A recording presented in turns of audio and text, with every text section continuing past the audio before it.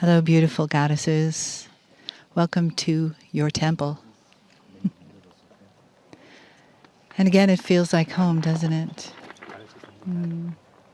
So let's have an interior few moments, closing your eyes and letting the earth come up through you, wherever you're sitting, wherever you're standing. Let this sacred earth come up through you. And feel the peace that it can give you. Once you receive it, you continue to generate peace. And we celebrate the peace of this moment. Just feel it right here. The peace of the earth, the peace of the sky, and the peace in your hearts. Here you are in this beautiful place, this ancient place, where the goddess was worshipped. And that goddess energy is within you. You don't need to seek it without you. But it is here that you find her reflection of you. The peace, the beauty, the light that you feel here is you. It is those ancient days, but it is also you. So breathe into that. Feel it absorbing through your breath into your being, so that nothing outside can disturb the peace inside.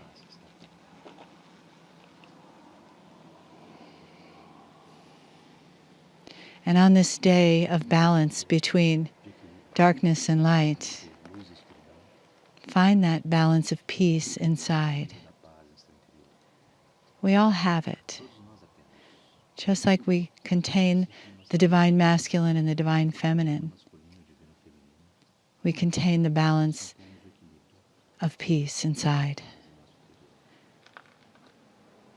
And the goddesses that are here, that have come all this way to be together again as a family of goddesses and priestesses who have been everywhere else on the planet, return to this home together today,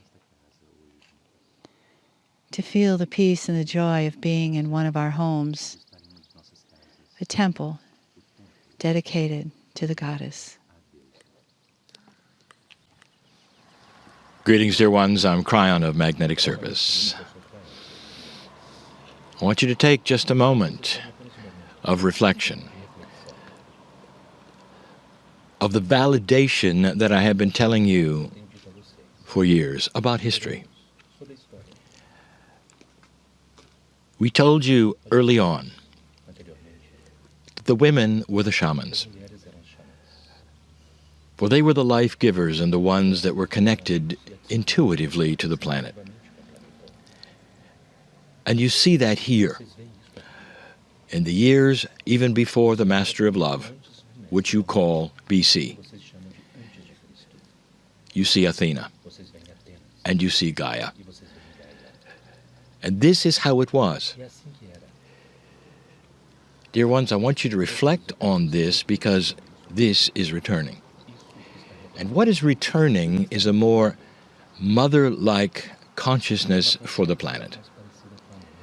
And you will again see women in a role that respects their intuition and their shamanship in a far more equal way on the planet than there is now. All of this comes with a higher consciousness and the shift. I want to do something in these moments. I want to do something very left brain and something very right brain. Let's discuss for a moment where you sit. Now, for those who are not here, they are going to miss some things. For I'm going to talk about specifics that happened with the Oracle and Apollo. Right now, I want you to reflect again on where you are. In Greece, very few people use the term Greek history. It's almost always Greek mythology. And that carries with it an indication that much of what they are studying was completely mythical, invisible, didn't exist. And yet, the seeds of what didn't exist created great civilizations, wonderful wisdom, it won wars, it created music, it created poetry, something that didn't exist, the mythology of the Greeks. And so there's always seeds of truth. I would like to tell you about that in a moment. But first, the left brain. This is for fun, just so that you can see how things evolve.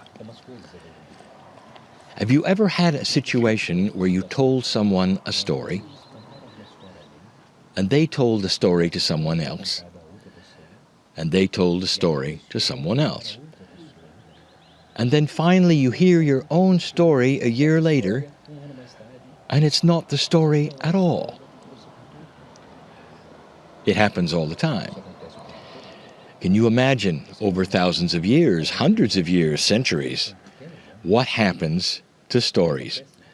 Not only that, you mix in superstition, and you'll have great enhancements and differences in what happened. Let's create one. A man is walking through the forest, and he is whistling. He is having a good day. He's not watching where he's going. And he trips on a branch and falls into the mud.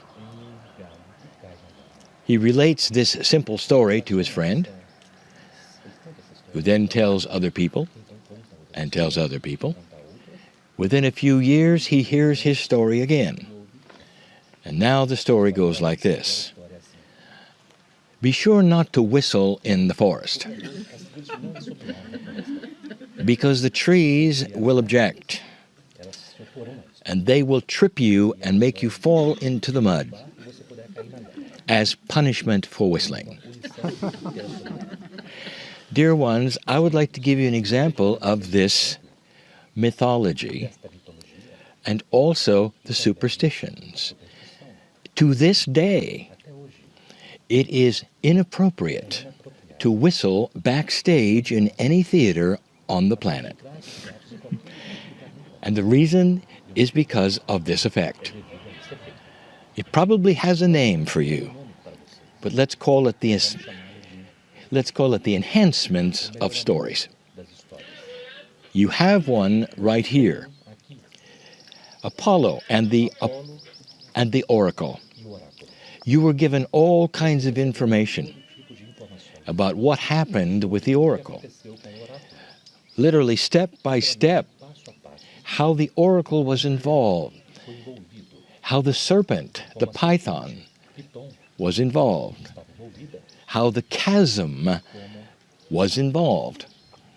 You also were told an unrelated piece of this that makes no sense.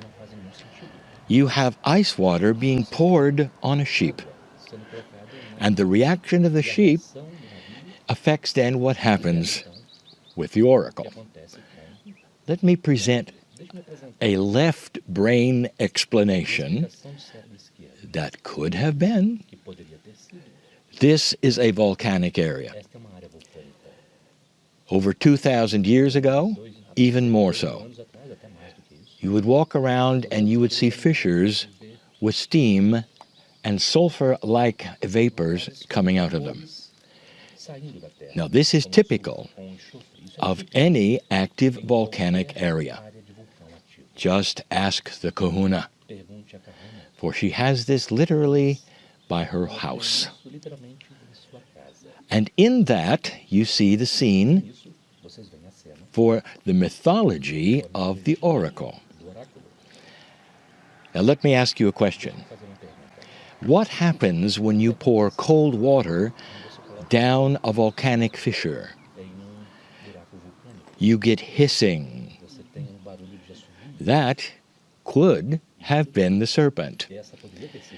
So instead of cold water on the sheep, it's cold water into the fissure.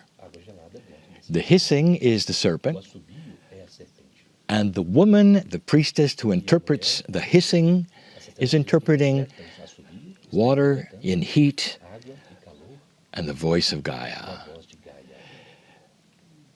In addition, the priestess had a tripod that spanned the fissure, and that means she was sitting in the middle of it. That means that all vapors would come at her, which she would breathe. That affects the mind.